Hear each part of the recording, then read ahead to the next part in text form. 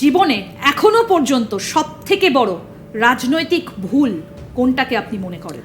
আমার রাজনৈতিক ভুল এইটা হলো কি, আমি ওই 2022-এ, অথচ আমি কোনো নিজের স্বার্থের জন্য যাইনি, আমার কোনো স্বার্থ কেউ বলতেও পারবে না যে স্বার্থটা পূরণ হলো, বাট এটা আমার রাজনীতি। ছেলে কি বারণ করেছিল? হ্যাঁ, ছেলে আমাকে আমি তো বলি, ছেলের সঙ্গে আমার খুব অত মনটা মেল নেই, কিন্তু ছেলে এই ব্যাপারে ওর আইকিউটা ভালো ছিল, কি যাওয়া ঠিক হচ্ছে না।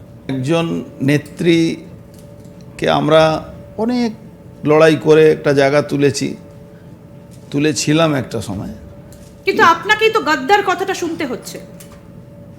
না, এটা মমতা ব্যানার্জি দিকে বেশি লোক বলতে পারে, মমতা ব্যানার্জি গদ্দারি করে। মমতা ব্যানার্জির সঙ্গে যারা লড়াই করে মমতা ব্যানার্জিকে মমতা ব্যানার্জি বানিয়েছিল, তাদের পাশে মমতা ব্যানার্জি দাঁড়াতে পারবে না, তাদের সামনে ফেস টু ফেস উনি কথা বলতে পারবে না, এটা সবাই জানে।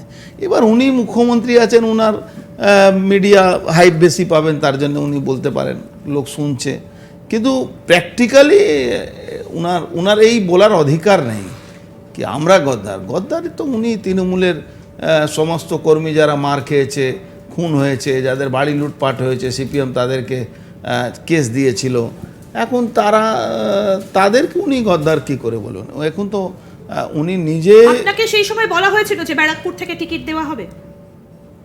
নিশ্চিতভাবে বলা হয়েছিল, কিন্তু ওই চ্যাপ্টারটা ক্লোজ, নাথিং ওই নিয়ে আমি মনে করি না কি ওইসব নিয়ে এখন আলোচনা করা উচিত। বেশ, আপনি সেদিন ব্রিগেডে গিয়েছিলেন যেদিন 42 জন প্রার্থীর নাম ঘোষণা করা হলো তৃণমূল কংগ্রেসের তরফ থেকে। আপনি জানতেন যে আপনার নাম থাকবে না? আন্দাজ পেয়েছিলেন?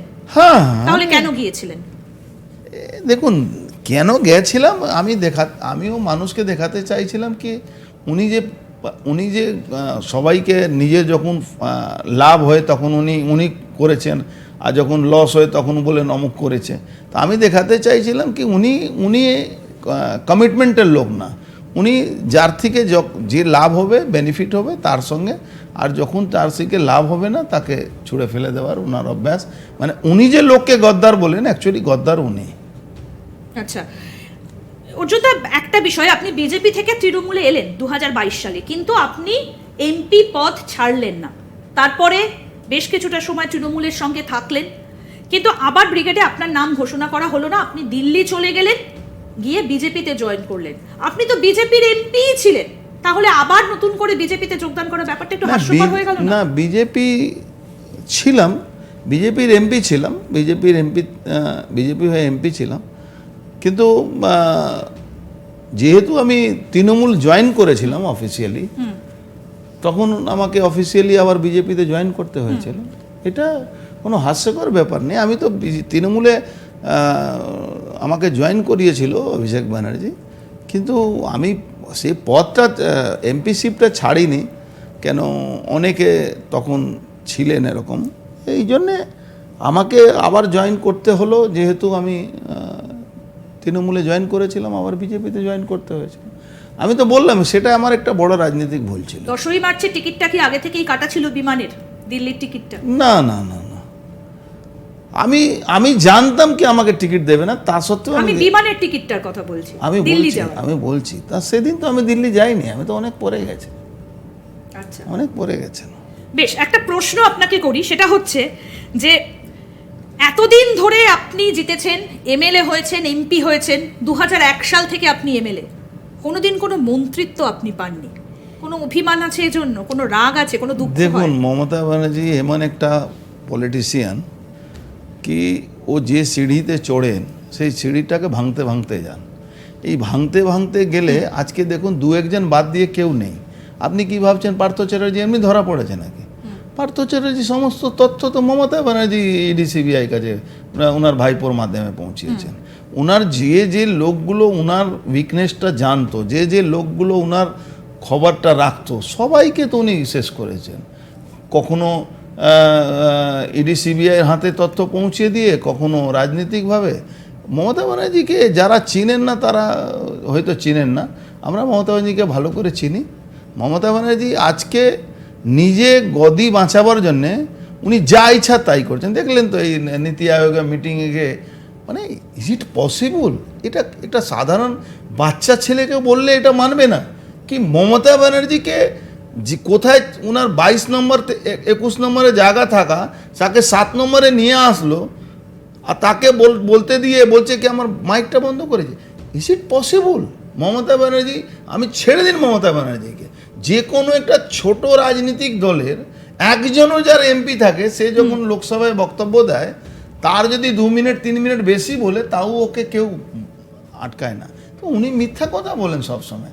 এই নীতি আয়োগের মিটিং উনি নিজে হাস্যকর হয়ে গেছেন, উনি বলছেন আমার মাইকটা বন্ধ করে দিয়েছে। আরে আপনি গেলেনই কেন? আপনার তো ইন্ডি জোট যায়নি, আপনি দুদিকে ব্যালেন্স করে চলতে চাইছেন যাতে ভাইপোটাকে বাঁচাতে পারেন। এটা আর বাঁচানোর জায়গা নেই, আপনি বাঁচবেন না। যে তথ্যগুলো আমরা যতটুকু মিডিয়া, তার মানে কি কোনো সেটিং রয়েছে এখানে? সেটিং রয়েছে কি সেটিং করতে গেছে? কার থেকে বাঁচাতে চাইছেন? আরে যে আপনি একটা শুনুন, আপনি একটা দেখুন অভিষেক ব্যানার্জি কি বলে মঞ্চে দাঁড়িয়ে বলে আমি ফাঁসি এতে ঝুলে যাব। কেন? আমি যদি কোনো 2 নম্বরই কাজ করে থাকি। আবার তার কোম্পানি প্রায় 100 কোটি প্রপার্টি জব্দ হয়ে গেছে, তা আর কি হবে? মানে এই ব্যাখ্যাটা কাকে দিচ্ছে? মানে বাঁচাতে চাইছেন কার হাত থেকে, কিসের থেকে ভাইপোকে বাঁচাতে চাইছেন? নিশ্চয়ই উনি ভাবছেন কি গভর্নমেন্ট অফ ইন্ডিয়ার সঙ্গে যদি আমি একটু নরম মনোভাব দেখিয়ে দিই তাহলে আমার হয়তো বেঁচে যাবে। কিন্তু উনি জানেন না এই যে ইডি সিবিআই চলছে এটা গভর্নমেন্ট অফ ইন্ডিয়া করছে না, এটা কোর্টের অর্ডারের উপরে হচ্ছে। বারবার এটা আমরা বলি কি এটা কোনো গভর্নমেন্ট অফ ইন্ডিয়ার বা অমিত শাহজি আর মোদিজির হাতে নেই কি উনাকে বাঁচিয়ে দেবে। কিন্তু উনি গেছিলেন ইন্ডি জেটকে উনি ভাবছেন কি উনি আর আপনার মুলায়ম সিং যাদবর ছেলে অখিলেশ যাদব এরা একটা আলাদা গ্রুপ করে একটা নিজের একটা গ্রুপ মানে একটা প্ল্যান করেই গিয়েছিলেন, প্ল্যান করে গিয়েছিলেন। আপনি দেখুন রাজদীপ সরদেশাই একদিন আগে বলছে উনি কুইট করবেন। রাজদীপ সরদেশাই স্ত্রী এখন রাজ্যসভার তৃণমূলের মেম্বার, সেটা একদিন আগে অ্যাডভান্স বলে গেছিলেন। সেটা অন্য বিষয় চলে যাচ্ছে। না, একদিন আগে অ্যাডভান্স উনি বলে গেছেন উনি কুইট করবেন, আর কুইট করেছেন। উনিও বলেছেন কি আমি যাচ্ছি, দেখছি যদি কিছু না হয় আমি চলে আসবো। বেশ, তো এই নাটক করা দরকার। আমরা আবার আপনার বিষয় ফিরি।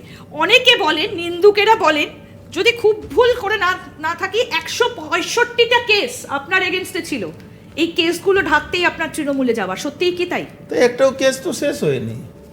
যদি ওর জন্যই তৃণমূলে যাওয়া 165টা কেসই তো, হ্যাঁ, তাহলে 165টা কেস তো শেষ হয়ে যেত। তো আমি তো যাইনি। উনাকে সঠিক জবাব দিয়েছিল বিমল গুরুং। সব উনি যাকে যে অফিসার খুন হলো তার জন্যে উনি বলেছিলেন আমি বুঝে নেব। পুলিশ তো এখন বলতে গেলে